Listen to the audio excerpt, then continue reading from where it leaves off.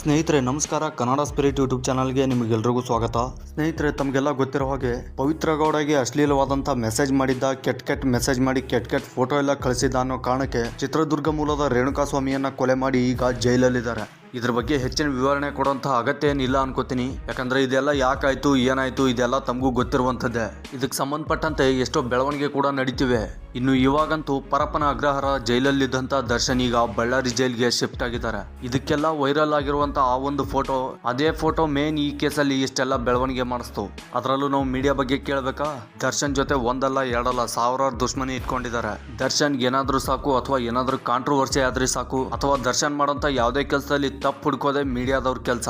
ಇವಾಗ ನೋಡಿ, ವೈರಲ್ ಆದಂತ ಫೋಟೋ ಇಟ್ಕೊಂಡೆ ಒಂದು ವಾರ 24 ಗಂಟೆನೂ ಬರೀ ತೋರಿಸಿದ್ದೆ ತೋರ್ಸೋದು. ಯಾಕಂದ್ರೆ ಈ ಮೀಡಿಯಾದವ್ರಿಗೆ ದರ್ಶನ್ ಬಿಟ್ರೆ ಬೇರೆ ಯಾವುದೇ ನ್ಯೂಸೇ ಇಲ್ವಾ ಅನ್ನೋದು ನನ್ನ ಪ್ರಶ್ನೆ. ಹಾಗಂತ ದರ್ಶನ್ ಬಗ್ಗೆ ತೋರ್ಸೋದು ತಪ್ಪು ಅಂತ ನಾನು ಹೇಳ್ತಾ ಇಲ್ಲ. ತೋರಿಸ್ಲಿ, ಪರವಾಗಿಲ್ಲ. ಎಷ್ಟು ತೋರಿಸ್ಬೇಕು ಅಷ್ಟನ್ನ ಮಾತ್ರ ತೋರಿಸ್ಬೇಕು.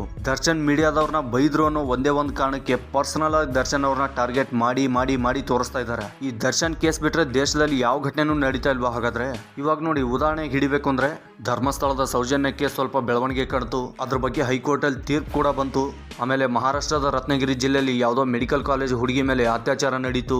ಇನ್ನು ಅಸ್ಸಾಮಲ್ಲಿ ನನ್ನ ಪ್ರೀತಿ ಒಪ್ಕೊಳ್ಳಿಲ್ಲ ಅಂತ ಹುಡುಗಿನ ಕೊಲೆ ಮಾಡಿ ಬಾತ್ರೂಮ್ ಅಲ್ಲಿ ಬಿಸಾಕಿದ್ದ. ಈ ನ್ಯೂಸ್ ಯಾವುದು ಇವ್ರ ಕಣ್ಣಿಗೆ ಕಾಣಿಸೋದೇ ಇಲ್ವಾ? ಆಮೇಲೆ ಈ ಕೋಲ್ಕತ್ತಾ ಮೆಡಿಕಲ್ ಕಾಲೇಜ್ ವಿದ್ಯಾರ್ಥಿನಿದು ಅತ್ಯಾಚಾರ ಮತ್ತು ಕೊಲೆಗೆ ಸಂಬಂಧಪಟ್ಟಂತೆ ಎಷ್ಟೋ ಬೆಳವಣಿಗೆ ಕೂಡ ಆದ್ವು. ಅದ್ರ ಬಗ್ಗೆ ಏನಾದರೂ ತೋರಿಸಿದಾರಾ? ಇನ್ನು ನವಿ ಮುಂಬೈಯಲ್ಲಿ ಒಂದು ಹುಡುಗ ಓಡ್ ಹೋಗೋಣ ಬಾ ಅಂತಂದಾಗ ಹುಡುಗಿ ಬಂದಿಲ್ಲ ಅಂತ ಅವಳನ್ನ ಕೊಲೆ ಮಾಡಿ ತಲೆ ಮರ್ಸ್ಕೊಂಡು ಓಡಿ ಗುಲ್ಬರ್ಗಕ್ಕೆ ಬಂದಿದ್ದಾನೆ. ಈ ನ್ಯೂಸ್ ಬಗ್ಗೆ ಯಾರಾದರೂ ಮಾತಾಡ್ತಿದಾರಾ? ಹೌದು, ಇದ್ರ ಬಗ್ಗೆ ಯಾರು ಮಾತಾಡಲ್ಲ. ಸಮಾಜದಲ್ಲಿ ಏನಾದರೂ ನಡೆದ್ರೆ ನಮ್ಗೆ ಬರೀ TRP ಬಂದ್ರೆ ಸಾಕು, ಯಾರು ಏನ್ ಅನ್ಕೊಂಡ್ರು ಪರವಾಗಿಲ್ಲ ಅಂತ ಬರೀ ಒಂದೇ ನ್ಯೂಸ್ ಮಾಡೋದು. ಇದ್ರ ಬಗ್ಗೆ ಮೀಡಿಯಾದವರು ಕೂಡ ತಮ್ಮ ಜವಾಬ್ದಾರಿ ಏನು ಅನ್ನೋದನ್ನ ಅರ್ಥ ಮಾಡ್ಕೊಂಡು ಕೆಲಸ ಮಾಡಕ್ ಶುರು ಮಾಡಿದ್ರೆ ಅದಕ್ಕಿಂತ ದೊಡ್ಡದಿನ್ನೇನಿಲ್ಲ. ಆಯ್ತು, ಇನ್ನು ವಿಷಯಕ್ಕೆ ಬರೋಣ.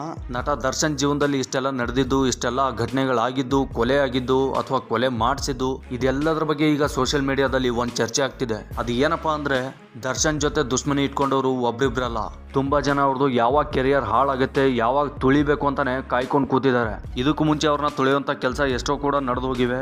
ಇದೆಲ್ಲದ್ರ ಮಧ್ಯೆ ಪವಿತ್ರ ಗೌಡನ ಯಾರಾದ್ರೂ ಬಳಸ್ಕೊಂಡು ದರ್ಶನ್ ಸಿನಿಮಾ ಕೆರಿಯರ್ ಹಾಳು ಮಾಡಬೇಕು, ದರ್ಶನ್ ಮತ್ತೆ ಅವ್ರ ಹೆಂಡತಿ ಮತ್ತೆ ಕೂಡ್ಕೊಂಡಿದ್ದಾರೆ, ಅವ್ರ ದಾಂಪತ್ಯದಲ್ಲಿ ಹೇಗಾದ್ರೂ ಮಾಡಿ ಮತ್ತೆ ಬಿರುಕು ತರಬೇಕು, ಹೇಗಾದ್ರೂ ಮಾಡಿ ದರ್ಶನ್ಗೆ ಕೆಟ್ಟ ಹೆಸರು ತಂದು ದರ್ಶನ್ ಕೆರಿಯರ್ನ ಪೂರ್ತಿಯಾಗಿ ಹಾಳು ಮಾಡಬೇಕು ಅನ್ನೋಂಥ ಉದ್ದೇಶದಿಂದಾನೆ ಪವಿತ್ರ ಗೌಡಗೆ ಯಾರಾದ್ರೂ ದರ್ಶನ್ ಜೀವನದಲ್ಲಿ ಎಂಟ್ರಿ ಕೊಡಿಸಿದಾರಾ, ಅಥವಾ ಪವಿತ್ರ ಗೌಡನ ಬಳಸ್ಕೊಂಡು ದರ್ಶನ್ ಸಿನಿಮಾ ಕೆರಿಯರ್ ಪೂರಾ ಹಾಳು ಮಾಡಬೇಕು ಅಂತ ಯಾರಾದ್ರೂ ಪವಿತ್ರ ಗೌಡನ ಬಳಸ್ಕೊಂಡು ದರ್ಶನ್ ಜೀವನದಲ್ಲಿ ಎಂಟ್ರಿ ಕೊಡಿಸಿದಾರಾ? ದರ್ಶನ್ ಈ ತರ ಮಾಡಿ ದರ್ಶನ್ ಕೆಟ್ಟ ಹೆಸರು ಬರೋಂಥ ಕೆಲಸ ಮಾಡೋದಕ್ಕೆ ಪವಿತ್ರ ಗೌಡನ ಮತ್ತೊಬ್ರು ಬಳಸ್ಕೊಂಡಿದ್ದಾರಾ?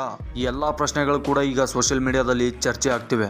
ಆದ್ರೆ ನಡೆಯೋದೇನೋ ನಡೆದೋಯ್ತು. ಮಾಡಿರೋ ತಪ್ಪಿಗೆ ಈಗ ಆಲ್ರೆಡಿ ಶಿಕ್ಷೆ ಅನುಭವಿಸ್ತಾ ಇದ್ದಾರೆ. ಮುಂದೆ ರಿಲೀಸ್ ಆಗಿ ಆಚೆ ಬಂದ್ಮೇಲೆ ಹಳೆಯದೆಲ್ಲ ಬಿಟ್ಬಿಟ್ಟು ಒಳ್ಳೊಳ್ಳೆ ಸಿನಿಮಾ ಮಾಡ್ತಾ ಅಭಿಮಾನಿಗಳಿಗೆ ರಂಜಿಸ್ತಾ ತಮ್ಮ ಹೆಂಡತಿ ಜೊತೆ ಖುಷಿಯಾಗಿರ್ಲಿ ಅಂತ ಈ ವಿಡಿಯೋನ ಮುಗಿಸೋಣ. ಈ ವಿಡಿಯೋ ಬಗ್ಗೆ ನಿಮ್ಗೆ ಅನ್ಸುತ್ತೆ ಕಮೆಂಟ್ ಮಾಡಿ. ವಿಡಿಯೋ ಇಷ್ಟ ಆದ್ರೆ ಲೈಕ್ ಮಾಡಿ, ಶೇರ್ ಮಾಡಿ. ಇನ್ನು ಇದೇ ತರ ಹೆಚ್ಚಿನ ಮಾಹಿತಿಗೆ ನಮ್ಮ ಕನ್ನಡ ಸ್ಪಿರಿಟ್ ಯೂಟ್ಯೂಬ್ ಚಾನಲ್ನ ಸಬ್ಸ್ಕ್ರೈಬ್ ಆಗಿ. ಧನ್ಯವಾದಗಳು ವಿಡಿಯೋ ನೋಡಿದ್ದಕ್ಕೆ.